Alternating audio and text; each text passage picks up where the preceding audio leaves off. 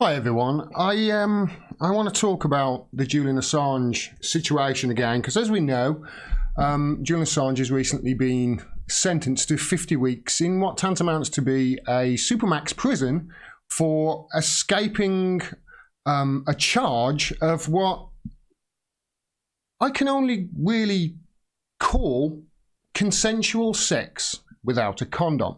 Now, you may have heard it as, oh, Julian Assange, this is a rape charge, isn't it? That's what all the titles are, all the headlines. But no, that's not the case, despite what you may have read. And it's curious as to why they do that in the media. Let me give you an example of somebody who is totally misguided as to, really what is going on here with the Assange case. Now, by the way, thank you very much to Kate Doherty for tweeting this out, and thanks very much to Charlotte Gracias for getting my attention to it. I just wanted to put that there, just say thank you to them, because really reminded me this case is built on nothing. This is John Cusack, somebody who is totally misinformed, but you know what? I don't think he's a bad guy at all. I don't send him any hate or anything like that. I just think he's totally misinformed, and unfortunately, he's a bit unwilling to see another side. But as you can see there, he's basically saying that Daniel Ellsberg, the guy who released the Pentagon Papers, also wasn't a rapey, misogynistic nerd who was too scared to face consequences. A rapey, misogynistic nerd. This is obviously what John Cusack has been propagandized into thinking that he is. Because if he knew the facts, he wouldn't actually think that way. Nobody would if they actually knew the facts. And there's Pamela Anderson correcting him. By the way, John Cusack didn't respond to this publicly. I don't know whether he did privately, but she said maybe we could meet next time I'm in Malibu. I like to read your key tweets, but in this case I could share with you the true information you could use. It worries me that Hollywood has been brainwashed against Assange or uninformed. It's dangerous because you have a voice. Now, I replied to that, yes, he has a voice. Unfortunately, his brain tells it what to say because it's John Cusack. But you know what? I don't think he's a bad guy. And I think we should actually be educating people as to just what the real situation is here and what the nuts and bolts of this case is. This was in Raw Story. Again, thank you to Kate Doherty for tweeting this out. This is wonderful. This is in Raw Story because this is one of the lawyers for one of those women. I believe it's one of the lawyers for those. Please correct me if I'm wrong. Please do in the comments, and but if this is one of the lawyers for one of the women, then really the whole thing should never have gotten off the ground. Said this: apparently, having consensual sex in Sweden without a condom is punishable by a term of imprisonment of a minimum of 2 years for rape. Consensual sex without a condom. Okay. That is the basis for the reinstitution of rape charges against WikiLeaks figurehead Julian Assange that is destined to make Sweden and its justice system the laughing stock of the world and dramatically damage its reputation as a model of modernity. Modernity. Sweden's public prosecutor's office was embarrassed in August this year when it leaked to the media that it was seeking to arrest Assange for rape, then on the same day withdrew the arrest warrant because, in its own word, there was, quote, no evidence. The damage to Assange's reputation is incalculable. Of course it is. Everywhere, every newspaper has been saying rape in the headline with him. None of them are actually getting to the nuts and bolts of it and really having a discussion here. The damage to Assange's reputation, as I've said, is incalculable. More than 3/4 of the internet references to his name refer to rape. That's it. That's exactly what this is designed to do. That's exactly what the smear campaign and the propaganda campaign is designed to do. Now, 3 months on and 3 prosecutors later, the Swedes seem to be clear on their basis to proceed. Consensual sex that started out with a condom ended up without one. Ergo, the sex was not consensual. It started out, so they consented to sex. The condom came off during sex, and that's what, it was consensual though. So she can... with all the shit that's going on, honestly, if you look at the facts, it's the same as it was with Russiagate. If you just had to look at the facts with Russiagate to see that the whole story was blown out of all proportion and complete bollocks. The whole narrative was not there to inform you. It was to misdirect you and misinform you. Isn't it funny how that's exactly the same case here? Isn't it funny how that was the same case with the Skripal poisoning, with the Syria bombings? It's every time you just have to look where they're lying and you can see. Ay, ay, ay. This is the truth about the case. That's what it all is based upon. That. They had sex and the condom came off. Now, I don't really want to go into the nuts and bolts of this as to what happened there. You know, do we know? How could we know exactly what happened in that situation? And these women have obviously been very careful and very, you know, they've obviously got some sort of vendetta. They've obviously pissed off with somehow. But let me just say a couple of things here, because how can consensual sex between two people ever be rape? How can it ever be rape? It's consensual. And this is meant to be the liberal Swedes that have got this. Sweden, WTF? Which leads me on to those MPs that signed that letter. You remember those 70-odd MPs that signed that letter to say that, oh, we want to extradite him to Sweden instead because rape is very serious? Would you also, you 70 MPs, Jess Phillips was one of them, wasn't she? Do you also want to sign a letter to the Houses of Parliament to say that you want this law to be brought over here? Would you like that? If not, then how about you all shut the fuck up? Because you know if you were to actually ask for that, your asses would be voted out at the first opportunity because you are absolutely being ridiculous. You would have to lock up 40% of the men in the country for this. I hope they've got a lot of prisons, Sweden. This is nonsense. It's complete and utter nonsense, especially if you look at the situation back then as to when this allegation came out, because since then, 3/4 of the internet is plastered with Assange is a rapist. Any references of him, 3/4 of it is. But back then, he was a fucking rock star. A rock star. People loved him. Women loved him. They threw themselves at him. Think about it. How many stories of footballers and women with footballers have they tried to end up getting pregnant with footballers? How many stories of women going into the bathroom, taking out a condom and turning it inside out? Have you heard of them trying to get pregnant? Now, I'm not for a second here saying that this is the case with those two women. I'm not saying that at all. But what I'm saying is, if this is the law, this is why it can't be enacted. Do you see what I mean? Do you see how ridiculous this is? And this is the liberal Swedes that have done this. But like I said, back in my original tweet, it's not a case at all. This is not a rape case. It's not even a case.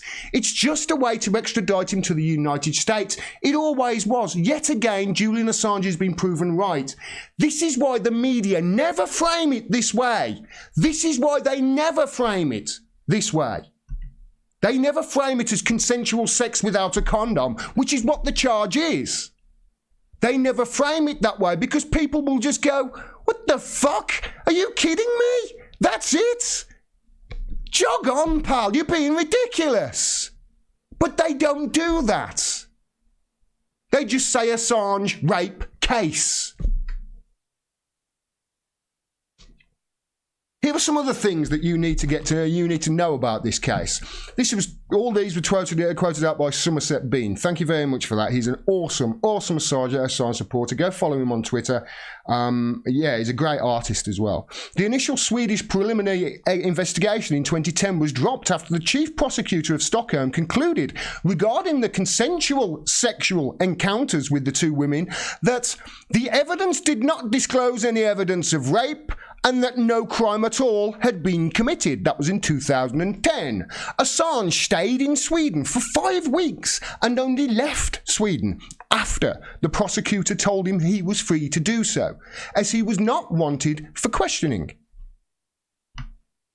The reopening of the provisional investigation in September 2010 took place after WikiLeaks published the Iraq collateral murder video in April and the Afghanistan war logs in July. Retaliation much? Don't you see? Oh, God damn it, press. Do your fucking job. You backboneless pieces of shit. US grand jury proceedings had already begun against Assange in June, with officials telling the Daily Beast that the State Department was, quote, pressing Britain, Germany, Australia and other Western governments to consider opening criminal investigations of WikiLeaks founder Julian Assange. It's a fucking witch hunt. Assange sought asylum in the Ecuadorian embassy in 2012 to avoid being extradited to the US from Sweden because Stockholm refused to provide assurances that it would not do so. If they really want him on this, I don't even want to call it the R word, on this case of consensual sex with a condom. There you go. It's not a rape case, it's a case of consensual sex without a condom. Assange sought asylum in the Ecuadorian embassy in 2012 to avoid being extradited to the US from Sweden because Stockholm refused to provide assurances that it would not do so. If the case was they really wanted him over this, why wouldn't they provide assurances? Why wouldn't they? Think about it. Use your head. After years of refusing to question Assange at the embassy, Sweden's Director of Public Prosecutions, Marianne Nye, was forced to relent in 2016. The Court of Appeal ruled that she had breached her duty. This is the Director of Public Prosecutions. The Court of Appeal said she'd breached her duty because a preliminary investigation must either be open and active, leading to a charge, or closed. And she left it open. Nye must have concluded that there was no basis for charging Assange when she closed the investigation in May 2017. There was no technical impediment preventing her from filing charges. And now they've reopened after, again, pressure from the United States and pressure from the United Kingdom. This is a fucking joke. It's an absolute joke. It's a travesty. It's a failing of our entire media and our entire institutions and our entire judicial system. It's fucking pathetic. When you know the facts, it's pathetic. Do whatever you can to fight this, please. Please do whatever you can. There is a demonstration outside on Monday the 20th, outside the Ecuadorian embassy on Knightsbridge. This is Monday the 20th. Let me just check that, make sure it is Monday coming. Yeah, it's Monday the 20th, so in 4 days from me dropping this video, there is a demonstration outside Ecuador trying to get them to not hand over Assange's computers and files to the Americans. That's on Monday coming at 8:45 a.m, and it's obviously going to last all day. Then there is also his extradition, the second hearing on the 30th, which I think is a Thursday. Now, I am going down to that. Please, there are links below, links on the screen at the end of this video to donate to me to help cover the expenses for me to go down. I'm going to cover that and the third extradition hearing, which I think is 2 weeks following that. And obviously anything in between, I'm going to shoot down there. But I need support to do it. Please, obviously, links below to do that. Now, I want one of the things that people say to me the most when people come up to me and in the street is to say thank you for I feel like I'm going insane. Thank you for keeping me sane. Because other people feel like this and see the media and whatever you and think, am I nuts? I want to tell you something. Because not everybody can do things. Not everybody can help. Not everybody can get down to these meetings. People have family. People have lives, let's face it. And things are difficult at the moment. But I want people to remember, this is my favourite quote by Edmund Burke. It's my favourite quote. The only thing necessary for the triumph of evil is for good men to do nothing. And he said another beautiful quote as well, which leads on for that. He said, nobody made a greater mistake than he who did nothing because he could only do a little. Well, you know what? To those people out there who think, well, I can only send a letter. I can only get on the phone to my MP. I can only ring up my newspaper and say, why aren't you covering this? I can only, talk to my friend. Do it. Do those things. Do those things, because if everybody does it, it really creates a massive voice.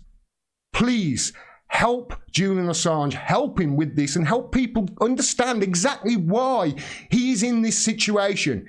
This is not an attack on him. It's an attack on all of us. It's an attack on all of our freedoms. Do what you can, and please support me if you can. I need your help, I really do. Same, nobody made a greater mistake than he who did nothing because he could only do a little. If you think, I can only afford $1 a month, really? I think 40% of my income comes from people who send less than $4 or $3 a month to me. That's like 40% of my income. It really adds up. So please write to Julian as well at writejulian.com. Go there for your details. Make sure you put your name on the back. I'll put my name and address. Make sure you put Julian's date of birth on the front on the envelopes. Details on that in writejulian.com. Do what you can. I know everybody can't get down there to these, to these hearings and to these protests. But do what you can. Get on the phone, write a letter to your MP, write to Julian, give him messages of support. It really is important that we do this. Thanks very much for all your support. Until next time, peace and take care.